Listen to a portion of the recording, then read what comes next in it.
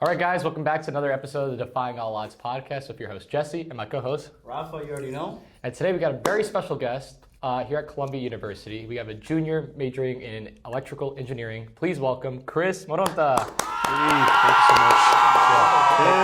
Thanks for coming on, bro. Thank you. Happy to be here. Of course, long overdue. Yeah, for real. Yeah, we tried to do this a couple of times, but time constraints and scheduling. But again, we're supported that you're here today. Yeah, midterm season. Yeah. How you feeling? Tell me. Tell us. No, I'm chilling. I mean, it's a busy semester, but like, it's work as always. I'm feeling good. Tired. Minus 1 hour sleep. Yeah. Today, as of today, it's daylight savings, so we did lose that one. Yes, that's another thing. Yeah, but on the grind. Yeah, absolutely. Especially too, I know you guys are just about to hit spring break, right? So I'm pretty sure you're feeling excited. You got at least a week off now. Yeah, a week off. Yeah. Are you doing anything in particular? I'm going back to work actually. Yeah. To go do like a couple weddings and like quinces that I usually play for. Yes. So like I'm just gonna be working for spring break and Wow. just like trying to get back up. So one thing is, typically we get a lot of, we've had student athletes on here, we've had people from Columbia College. We don't really get that many people from C's, so the engineering school at Columbia. So what's that kind of like different, from being in the college, your experience, obviously the curriculum that you take, and obviously like you mentioned, the low amounts of sleep that you go through. Kind of just talk to the viewers about that. Yeah, I think like C's in general, you're kind of thrown into a lot at once. So a lot of it just takes like finding yourself within the program, finding how like your study habits like work, finding how you're able to manage all these classes. Like I know in a lot of the schools, you have like chem and physics in a different semester. Over here, they have you thrown in like all at once in one semester. When I first got here, I was taking Intro to EE, Gen Chem 1, Physics 1, Calc, all in the same semester. And I'm also adjusting to college. So a lot of the engineering school is like that adjustment period. How well can you adapt? And I feel like C's in general, it's kind of like you have to thug it out to survive, but to not give up. It takes that like determination and like that want to like stay there and to not give up, because a lot of these classes, they try to weed you out. I try to take you out of these classes. I remember Intro to E, I walked in for the first day, whole room was filled with people. Within like class 3, like half of the people dropped the class. Yeah. Can you explain a little bit of the difference between the C's and all the other programs, so that people can understand the distinguish? Yeah, so C's, obviously, like we're taking engineering classes, so you have like your physics, chem, your math, and then whatever your major would be. So in MECI, you having those classes like thermodynamics and whatever. EE, taking a lot of circuit classes like circuit analysis, signal systems, which is what I'm trying to specialize in, and then everything else that like I guess you're specializing or you're majoring in. Yeah. We don't have a particular like core curriculum like where you guys have like Lit Hum and all these different things. We're only required to take a couple classes. But because we're more engineering math heavy. So whereas a CC student would probably have like a semester where they have a lot of leeway to choose outside of Lit Hum and CC, like what classes they want to take. I feel like C's, we kind of have a set track where we're kind of more confined to take those classes. I remember I was a freshman and I'm taking 5 classes a semester versus the CC student is taking 4. And you only have like one class out of those 5 that I really got to choose myself, because everything else was a general requirement that like it was kind of put on me. Okay. So it comes to choosing classes and it comes to taking classes, a lot of it's kind of set for you depending on where you choose to put yourself in. I feel like CC, you have more of leeway of what you want to do or what you want to take. Like I want to take this history class, or I want to take this this like music class. And it kind of adds up to something that you decide to pick your own path. C's is kind of the path is set for you, low key. Yeah. I see. Okay. Well, I mean, for some people that's better because I know this in college there are so many options, and a lot of people even when they go into college they don't even know how they want to maneuver themselves. Mm-hmm. So maybe C's is an option for people who don't necessarily know how to guide themselves. So at least with going into the C's, you can have some sort of like definitive direction and not have so many options and getting to where you want to go. I think 100%, because honestly, having a definitive path or a sort of definitive path helps you kind of have that adjustment period a little bit better, and also helps you keep on track with things that could be really overwhelming, like the course load. We have a lot of, instead of essays and writing and these discussion posts that like maybe CC students doing, we have P-sets. things that are due.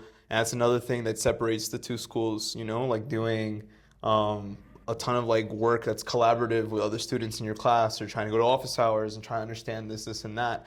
If I was doing it for a ton of classes that I didn't know was either going to help me later in the future, and I was trying to figure that out myself, it probably would be more overwhelming knowing that I didn't take a class that I should have taken that would have helped me in the future, or I should have had this prereq already done. Right. So these set classes, whether they be stressful or whether they be annoying, you can't have that freedom. Yeah. It really kind of gives you the groundwork for where you want to go later. I'm sitting in class right now, and I have to go back like 3 semesters back in work that I didn't think I was going to use ever again to just take now. Yeah. And that's the thing, like a lot of it, sometimes it builds up on itself, but then sometimes you take that break, and then that break is like, you know, you come back and you take other classes, and then you got to remember all that stuff from like 2-3 years ago. Yeah, and it's a big hit. Now, what are ways that, you know, you've been, obviously, you're also a runner as well.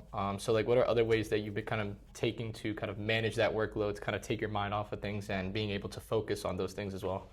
Yeah, I mean, I recently, after my freshman year, I recently got in for the past like year and a half now. I've been doing a lot of like gym stuff. I've been trying to be physically active.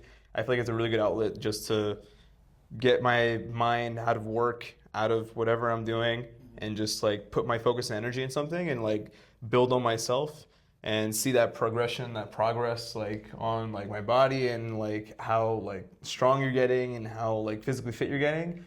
But outside of that, like music has always been a big passion for me. Yeah. Right. And that's kind of an outlet for me to just like express myself, do what I like to do. You know, it de-stresses me. And every time like I find myself really stressful, either like I'm putting my headphones in, I'm listening to something. If it's like walking to class, or just like I need a minute to chill, just listen to music or make music or just do whatever. But that's like my main outlet, music, I would say. That's amazing. No, I think everybody needs to find something that is not so physically or mentally demanding on your brain, and something that is a little bit more loose and, I don't want to say lighthearted, but that really brings out that creative side of you, because it kind of brings that childhood, that younger self out, that I feel like as we grow older, we find ourselves losing more of that. So my way is through photography and videography. When I feel down or whatever, outside of the music, because I love to bump my music when I can, right? Yeah. But whenever I'm able to just get out away from everything, I just go around, take my pictures, edit some photos, play around, and really let my mind just run. So, and you said that you do that as a side hustle as well, right? Mm-hmm. You said that for the spring break, you're going to be doing a lot of those things. So I want to know more about that. Like how you got yourself into doing that more. Yeah, I mean, I grew up in a really like Hispanic, Latin community back home in Elmsford, New York. And I like would obviously involved in like church and stuff that my parents were doing and this and that. And within church there was a choir group. We had, when I was like 10 years old, there was this guy from Colombia that came, and he was teaching classes and giving people classes, and my parents put me in a class to learn piano.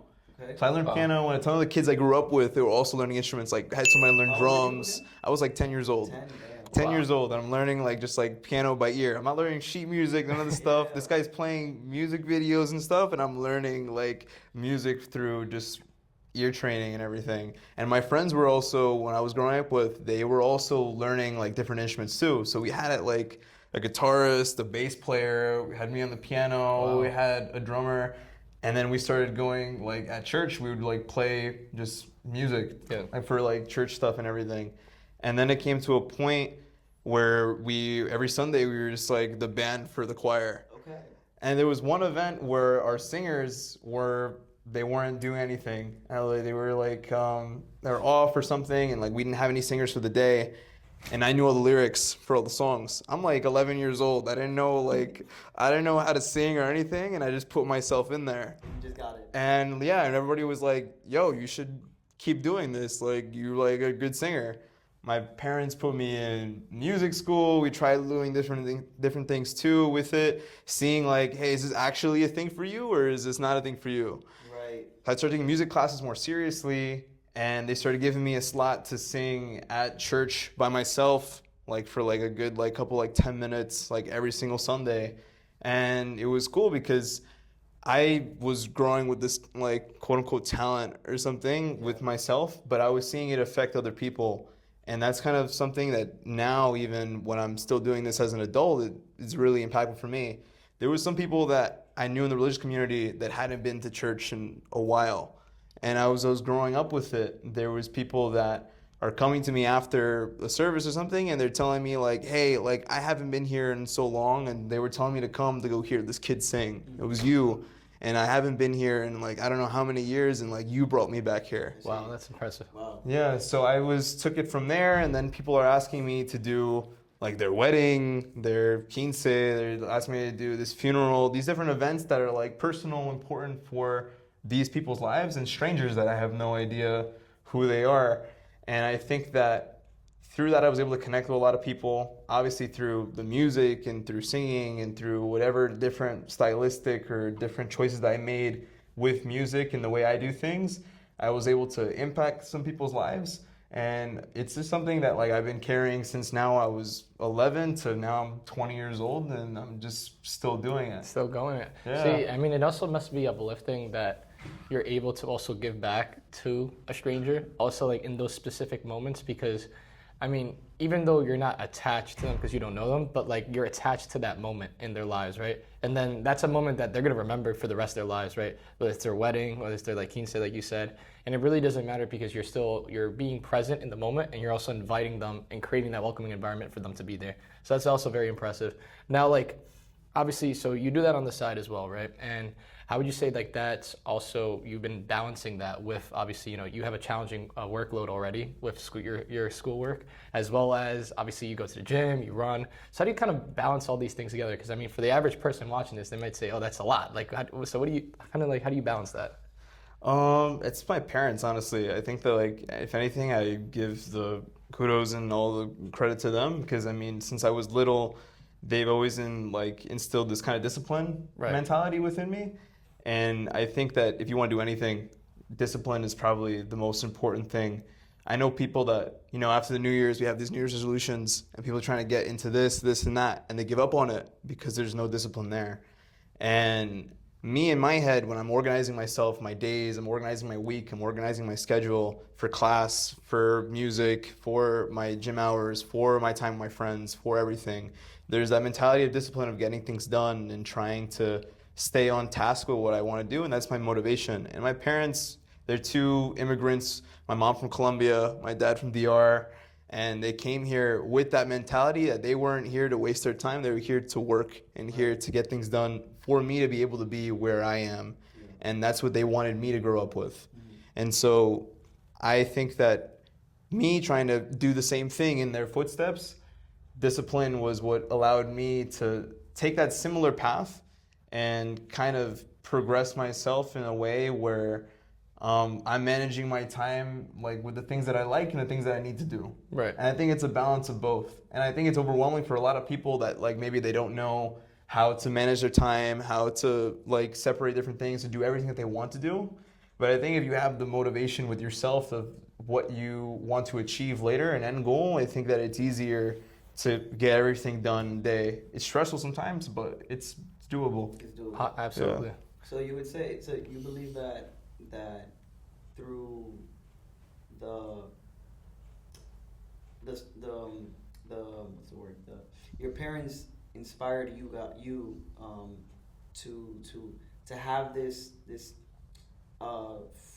damn, I'm losing my words. God, you got me nervous now. No, it's all good. Nah, but I'm saying like your family and your parents, through all the struggle that they had to go through coming to this country and everything like that, has put you in this mindset that because they weren't able to, because they never chose to fail, you don't want to fail either.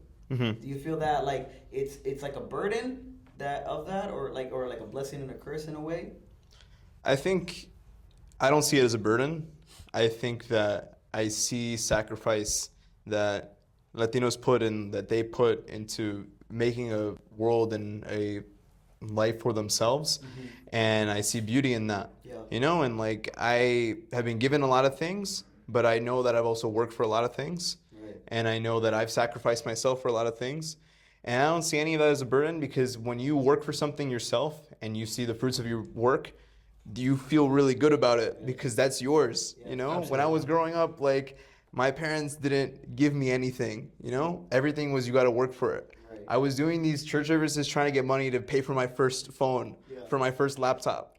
And I took care of those things because they were stuff that I worked for, things that I gained. Right. Then when I got into college and when I got here, I was a achievement of my own that I was proud of because I worked for it. And I don't think that these sacrifices or these struggles are anything for you to look back on and maybe regret. I think they're more of things that you should be proud of, that you went through a struggle like C's, or you went through a struggle like a certain course, or you went through a struggle of whatever time period that you're in, and you made it through that. Yeah. And then you saw the fruits of struggling to then be able to achieve something with it. I see. Yeah, that's amazing. Yeah, it's important to understand the difference. That, you know, it's important to see the hard work that was put, but not feeling like it's weighing on you to replicate what they've done, but rather show them that what you were able to see from them has made you better. Mm-hmm. Right. So Honestly, shout out all the moms and dads that are watching this, because without you, none of this would be possible. Always send our support. But honestly, yeah, I completely agree, because I think similar to me, like my parents also came here, they immigrated here. So dad was born in Puerto Rico, mom was born in DR. And I feel like, you know, us Latinos, we have that like fire spirit to just work hard for them. And it's like almost like we can never repay in full what our parents and our families do for us. It's impossible. But we can do the most and work the hardest for them, for their sacrifices, so that they don't go in vain, right? Yeah. And I think when you mention, obviously, like you have that determination, that hard will of you can't fail when you have them on the back of your hip, right? And it's, would you say that also applies to, I mean, yes, you got here, you worked hard to get here, but even then, right, you're still working to your degree. Would you say that still transfers over even now, even as you go through your day-to-day here at Columbia? 100%. Because, I mean, you know, you're growing up, you have them like in your back corner, but they're there, and now you're growing up and maybe they're not there all the time, but like family's family. And blood is blood, yeah. Yeah, blood is blood. And so they're always there, like when I need a call or I need something, like they're always there for me, just like as that support. And I always have in the back of my head, like, you know, I want to buy my parents a house one day. Yeah. You know, I want to give back to the people that gave me something. That's always the goal. Like imagine you just, you know, one day you're in your 30s and you come back to them, you're like, Mom, here's this house that you just bought. And you're like, what? Like that's like that moment is like things that we live for, because you want to repay them. And it's not always necessarily in a materialistic sense either. Mm-hmm. It's just like even that degree, they're like, oh, like that's not my degree. That's also my parents' degree as well, because without their sacrifices, I wouldn't be here either. So it's like that. I'll never forget my high school graduation. My mom took like my graduation cap, and there's like a photo of us too, and she has it on as well. And it's like, you know, it's like we both work towards that goal, because albeit we work as hard as they want us to, but they put you in that position to work hard, right? So they're always a part of our journey. So shout out to moms and dads watching. Right, no, 100%. And I'm just curious, because again, you with the music and all, you've done a lot of jobs, a lot of events. What would you say, or could you think like how many events you've done through these years? Can you name like? Do you have to put a number? I have no idea. It's been like 9 years now of doing this. I have no idea. Maybe like. You got it ballpark. Like ballpark, maybe like let's say like max like in a year, at one point it was like 4 events in a month. Jesus. Yeah. So like almost 50 a year. Yeah. And I remember in high school I did my teachers' weddings too. I had 2 teachers come up and they're like, yo, I want you to do my wedding. Really? Yeah. So that was some cool moments. Okay. And there's some cool people you meet. What would you say is your favorite? My favorite? You gotta think back in time from like the moment you My started. favorite was any work that I did with my mentor in high school, who sadly passed away with COVID. Mm-hmm. But he really like we worked at a choir together, and like in high school, and we did a lot of stuff like teaching like other guys like how to do this music thing. We're making these songs that are more like lively, and like they're more like engaging for like the rest of the school community. And so I think like the happiest moments that I remember of doing this was in that space. And, you know, obviously after he passed away and all those things, I had to end up taking those roles by myself. Right. And so that whole growth period was probably what I'm most proud of with music in general in my life, because it helped me to be my own person in a sense, and also grow outside of just relying on everybody else and becoming independent myself. Wow. So, I mean, obviously, sorry for your loss with your mentor. But would you say that, like, you know, when you think back to your high school days and you compare them now to Colombia, and you're just bouncing back and forth with, you know, the weddings that you plan for, would you say, like, kind of goes into that event planning process, right? Because, you know, it's not just as simple as send the invitations, bring everyone over, right? It's obviously there's a lot more that goes into it. So can you, like, I guess, speak to the viewer on, like, in regards to, like, more of, like, the specifics when you're planning those events and how that goes? Yeah, it's usually like a lot of communication, because I'm doing like church masses for a wedding, like a ceremony, Right. and I'm playing music for that. So a lot of it comes to speaking with the groom, the bride, and we're talking like about what music they want. Sometimes they don't want a traditional like wedding march out. I totally get it. It's your special day, and it's Right. like your big day, like the biggest moment of your life. And I'm as much like happy and appreciative that I get to be a part of that, or get to be help that be special for them. It's a little bit stressful, Yeah. I'm not gonna lie, because you don't want to mess up somebody's big day. 100%. But it comes to just like talking, communication, and seeing what they like, what they want to do. Obviously, like when it comes to planning too, it comes to the practice part of it. And when it comes to practice, I like to just you know, put a little bit of myself in the situations and in those songs. Like there's a song called Me Entrego a Ti, and that's something that I do a lot. And a lot of the times, that's one that's like a tearjerker. Right. A lot of these Yeah. weddings, yeah, because I try to put myself in the moment. And I think that when you do anything and you put yourself in the moment of what you're working at, like it really brings a lot of emotion that you don't get if I was just like playing you a song just to play you a song and just doing whatever. So when I'm in the moment and I try to get these songs to come as naturally as I can to have these people feel what they're living, you know, I'm kind of there with them. And it takes a lot of planning before, obviously, in practice, but that's just how it is. And like with those particular events that you do when it comes to weddings in particular, or in general, like does it ever get difficult when communicating with them? Like do they, because again, especially with weddings, you have what they call like it's like what they call it, the bride, like the monster bride or something like that, with like like, you know, because in their The big bridesmaids, day, the girls. No.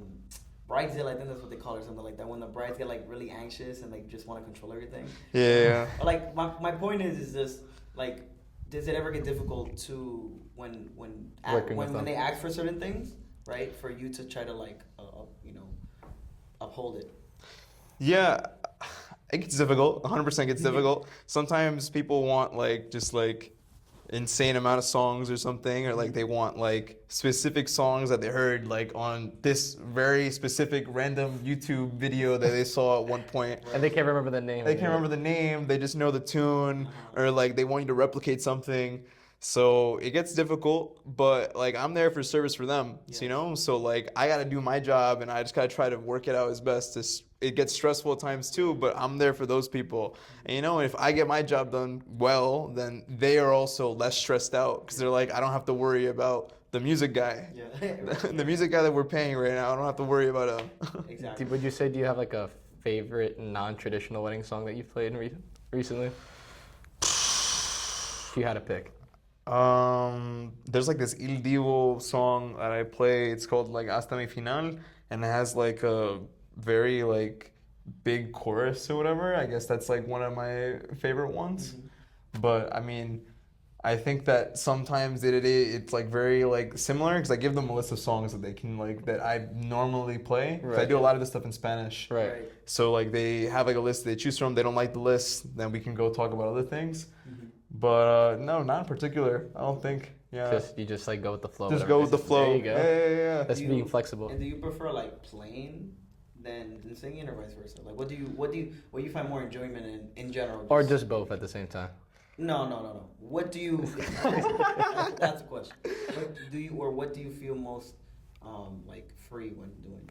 I think singing. I think like I mean obviously I play and sing at the same time, and I do those, and I'm accompanying on the piano And obviously, if I have other people, I'm working with them too because I've directed a couple choirs as well and like getting like people to play instruments. But I think the singing is what has been my thing since I was like little and like even to now, and that's why I progressed with my voice and everything. So I think singing is the most enjoyable thing for me, like even up until now. Playing is cool. Yeah. Playing is awesome. Yeah. You know, I'm not the biggest pianist in the world either, you know? Like there is like people that I look at and I'm like, wow, I wish I could do that. Yeah. But I think singing is something that like I hold close to my heart, and that's like my thing overall. Okay, that's cool. And when it comes to the singing, I'm not a great singer. I don't think Jesse is either. So you don't know that. When it comes to practicing like your voice, right? Because you hear a lot of stories for a lot of artists how it's quick for them to lose their voices, particularly like especially in choirs. You have to do high pitches and such, right? Yeah. How are you able to maintain your vocals and I guess exercise them? It's been a lot, dude. I remember so many times I lost my voice, and I remember even losing my voice going into an event or a performance. Wow. And like I'm having my lemon ginger tea with honey in it. I'm drinking it during the thing. I'm trying not to voice crack or whatever. Yeah. A lot of it's like a warm up period, you know. So I'm like warming up my voice maybe like the day or like the day before. I'm trying to at least like sing a little bit during the week, because when you don't do it for a while, you end up like having to warm up like more and more and trying to get back into it. So I guess my routine is kind of like to pick one song that I would do for the event the night before and like go sing through it. And then day of, I'm drinking water, I'm drinking like maybe tea before and everything, and just like trying to de-stress myself, because you couldn't imagine how much stress plays into what like reflects in the performance as well. Why is that? Because you get more shaky, you get more like nervous, and if you're trying to put yourself in the moment, like I was talking about before, you don't want to be thinking about like, am I gonna do this right or wrong? You want to just be focusing surely on like just like the song itself and like how you are performing it and how you were expressing those words or whatever that style is. And so like try not to stress myself out at all. I'm trying to relax. Yeah. Sometimes I'd be just listening to music before. That's completely different. And just like doing whatever. Like yesterday I was de-stressing myself with some bachata. I'm just like listening to bachata in my room. Yeah. Any favorite artists? I was listening to Hoja Blanca. I don't remember the two artists. Oh, Alessandra y Moki. Yeah. Or Igual que Ayer. Yeah, I was listening to them. Yeah, yesterday. Some classics. Put you on. Yeah. But just de-stress myself, warm up a little bit. You know, get the nerves out. Get the vibe. Yeah. Do you dance as well? Yeah, now I do apparently. Yeah. Tell them about you being in Sabor here at Columbia. I just auditioned this semester after my friends have been like pushing me to audition for like a bit of a year now, and I finally found the time within my engineering schedule. He's a good dancer. Yeah. So can you explain a little bit more what Sabor is? Is it like a club? Yeah, it's like a dance team here on Columbia campus, like a ton of other dance teams that we have, like CU Gen, Onyx, like all those other dance teams. It's a Latin dance team, so we do a lot of different styles. We do salsa, we do merengue, we do bachata, we do rumba, we do different things. And honestly, dance and that expression of music has been kind of a new thing for me, but I find a lot of enjoyment in it, especially when you learn moves and you're getting more like accustomed, because I only knew basics for like the longest time. I go to my like family socials and like I just knew the basics, and I was the gringo like dancing for the longest time. Hey, that goes a long way when you be checking out a chica. You're just saying, hey, like if you go to the spots where they don't know how to dance, even that takes you a long way. Yeah. He would know. Okay. No. I just go home. I go to work. I go to the gym. That's all you need to know. But continue. But dance has been a good like expression of the music itself, you know. Yeah. And I think it's also a good de-stressor. And I honestly, before I thought like of it as like an extra thing, like, oh, I don't want to do this because it's gonna take too much of my time. Yeah. But no, it's been great. And then like shout out to the whole team, all those people and all those everybody that's on there is just amazing. They make it a lot of fun to go and like learn everything. Come to workshop if you're not on the team, you know, and like come try it out. I could try it out? Yeah, you could try it out if you want. Yeah, word. Yeah, I'll be in there like bachata somewhere. Yeah, exactly. Okay. But it's a lot of fun. For those interested, you already know. Go check us out. Yeah. And like what kind of like workouts, I guess you guys do, or exercises that you guys do to prepare yourself for the dances?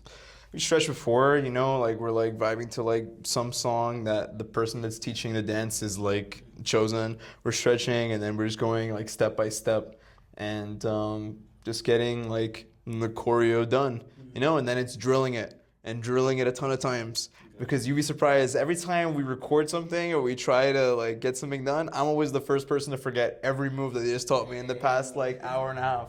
But you know, drilling in repetition and like trying and actually trying to like feel the music, you know, it's just like a big thing. Get loose. It's that stress thing again, you know. Right. I think it's all about your mentality. Yeah. How well you can control your emotions through the pressure wherever you're at. Again, me, when I'm doing like, let's say wedding events or some sort of event of any kind, it's always about just trying to keep yourself like grounded. Keep yourself grounded. Try to keep yourself in a calm mindset so that you don't spiral out of control. Yeah. Because it's very quick.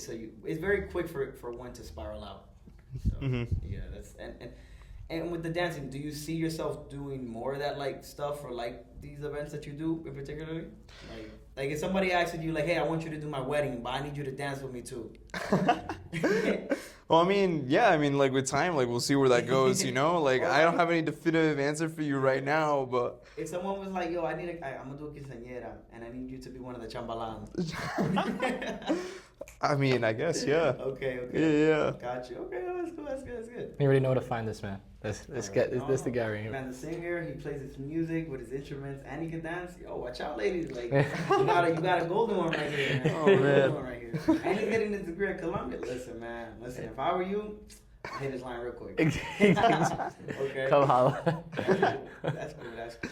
Okay. And now, putting all that stuff together, right? Again, you're still here in college trying to get your degree, right? And again, just to tell the people, like, what is it that you're trying to major into so they understand clearly? Yeah, I'm majoring right now in electrical engineering.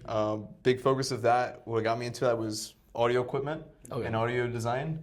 So I'm taking a lot of now like signal processing classes and trying to go see what I do with that. I just found out I'm going to be here for another year, so I'm going to try to get my master's in that now too. That's cool. So yeah, I'm trying to, maybe Bose, please take me, Sony, something like that. But audio equipment design, because I did get into music production like a year or two ago and trying to get into that world. And I just want to do something that I love because I feel like this music has given me so much in the past, and I just want to see it continue to be a part of my life, like in the future. Maybe not so much as a performer, but if I can apply the two together, I think that something like beautiful can come out of it. So something like, as in like trying to be like an engineer, as you said, like trying to make beats, make sounds, or like actually like make full songs. Make like equipment, like make like equipment. More in the physical aspect. But also, the physical aspect. But also like trying to think back to that music is also kind of like your musical expression, right? Like Yeah. you're able to express yourself through your music, through what you listen to. Because that's the great thing about music is you can maybe be able to control, right, what you listen to, when you want to listen to it, how you're feeling. It's also a way to kind of, I know different people listen to different genres depending on like what their mood is as well. You say that kind of applies as well. Like for instance, you're a little bit upset, you're a little bit sad, you listen to a certain kind of music versus like when you're in like a good mood. Yeah, exactly. And like that's the beauty of it. Like it's on you, it's all up to you. Yep. And like you have the creative freedom to do whatever you want. I remember I was trying to get into making music and making songs and songwriting, and it's like overwhelming, but it's all up to you, that creative process to do whatever you want based on your moods. And like I had a couple songs that now in the back of my phone, from different time periods of like ways that I felt, for different things. A couple like love songs in there, a couple heartbreak songs in there, but like it's like just like all like memories and feelings and emotions that like are purely you, and I think that's the beauty of it. You make a playlist for like each one then. Yeah.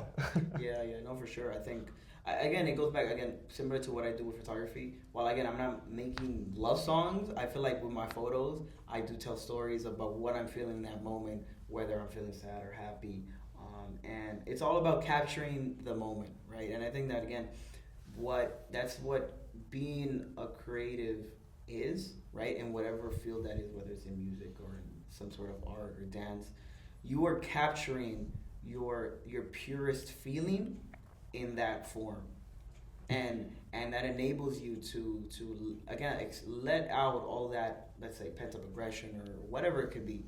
And whenever you're able to capture it into a song or into a photo or record your dance moves, right? It's kind of like a little capsule in time.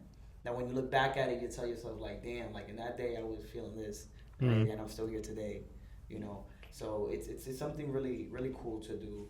And again, like I said, I've always tried to emphasize, do something more than the typical just being corporate and stuff like that. Like find something that is not that, where you can just freely just let your mind run.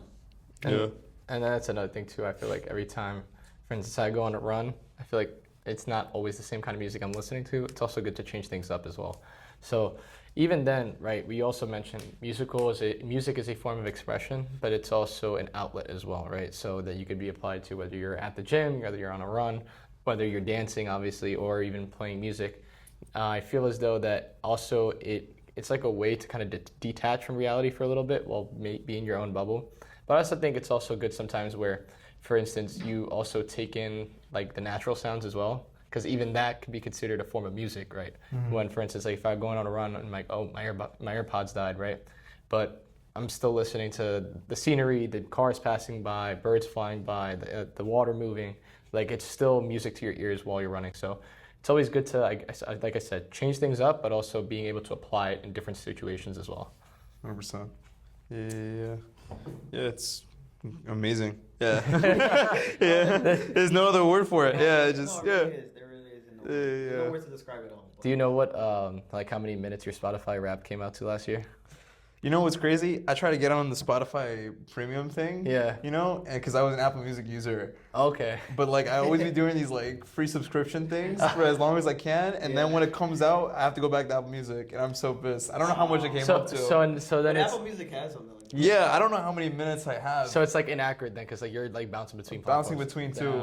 Yeah, and then it's also like my Apple Music is inaccurate because a lot of the music that is on there, like it's frequently played, is gym music. Right. Yeah. I always feel like it's not necessarily 100% accurate. No, it's not. No, for sure, no. I mean, unless you're like strictly listening to music only in that one platform, right? Exactly. Or like every time that you don't, let's say, listen to Spotify or Apple Music, you turn on the radio, you know. Well, it's also when, like, for instance, an artist releases a new album, right? Like, beginning of January, Bad Bunny releases a new album. Everyone's playing that for, like, the first full month. That's, like, going to be on, like, your top playlist. On repeat for a longest. Yeah. Then, like, towards the end of the year, you're listening to whether he has new music or any other artist has new music. And you're, like, at the end of the year, when you get your Spotify Wrapped, you're like, wait, so I really listened to this many minutes, Bad Bunny or, like, whatever other artist, and you're like, oh, that's why, because all those minutes add up. So I always think, and I always forget, that it doesn't start counting from January, it starts counting from December. Yeah.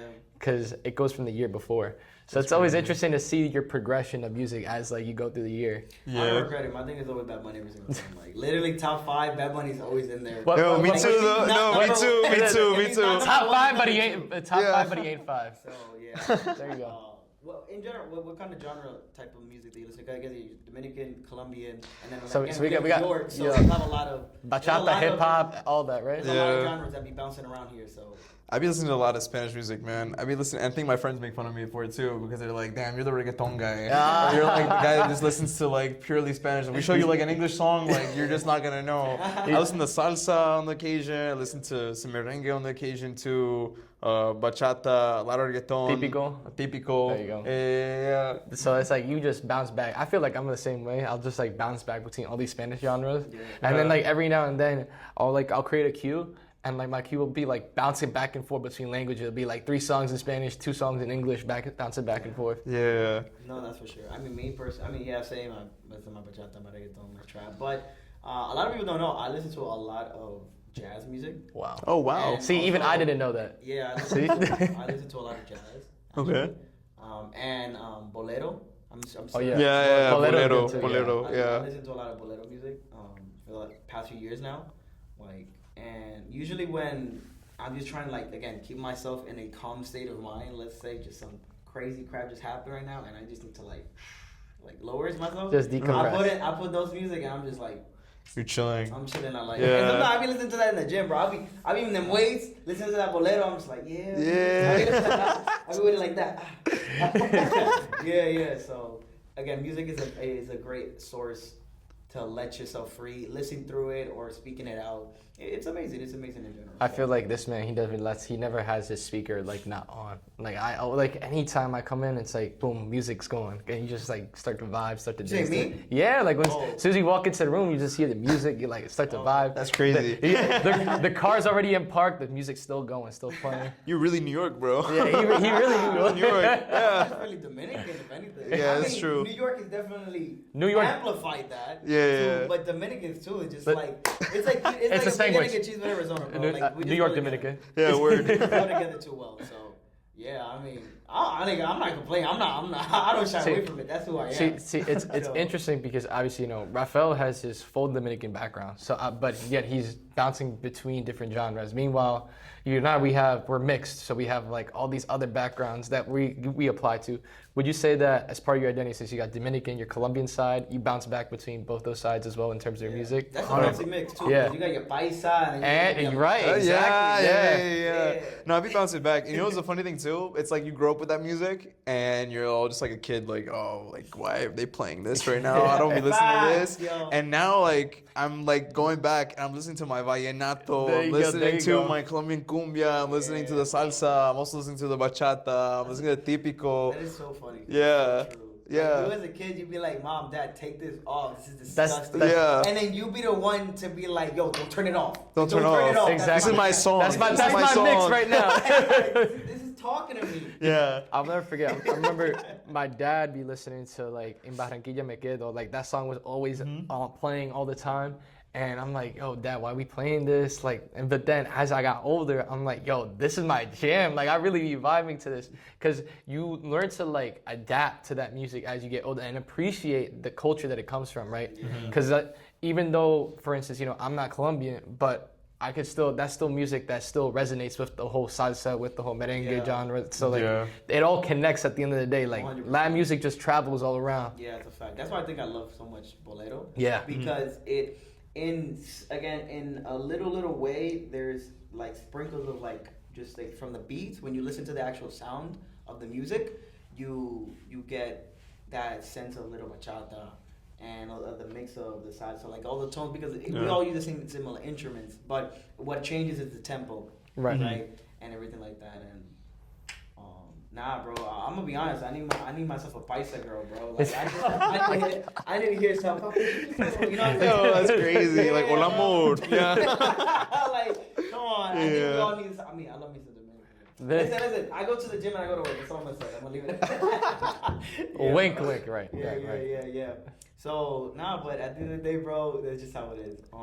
But now, just to like finish off, again, what is it that you're looking for yourself moving forward? Again, you said you're gonna do your masters and everything like that. But again, with everything else that you do, where do you see yourself going in the next few years, or where would you like to be at? Well, I want a job, of course, like want a job. That's like the big thing right now.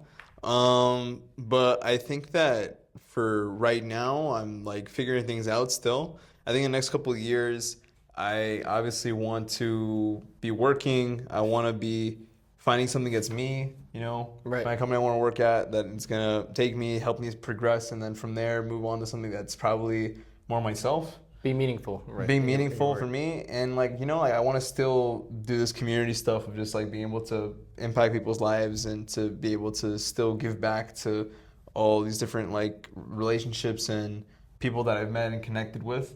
So I'd like to keep the music thing going, but I want to be able to merge the two worlds together, of my degree and of my passions and my hobbies. Yeah. And I just hope that in the future, like 5 years from now, 4 years from now, when I'm graduated, I'm working, that everything happens that way, Right. where I'm able to have both together and I'm able to, make something of it. Exactly. I don't know exactly what that is for me right now, Right. but I guess that's part of that, like, making that path for myself. Yes. It's a journey. Absolutely. Yeah. And eventually you'll find that. Exactly. Yeah. That's cool. But for those that are watching, if they want to contact you, do you want to shout out any of your contacts down below? Or if they need you for anything. Yeah. Yeah. Follow me on Instagram. I think it's Moronta, Chris28. Yeah. I think so. Links to me down Yeah. below in the description, Yeah. as always. Yes. But obviously, this has been a pleasure. Thanks for coming on. Thank I you know so much. this has been a long process in the Yeah, works, yeah. but we finally got you here, and we're here.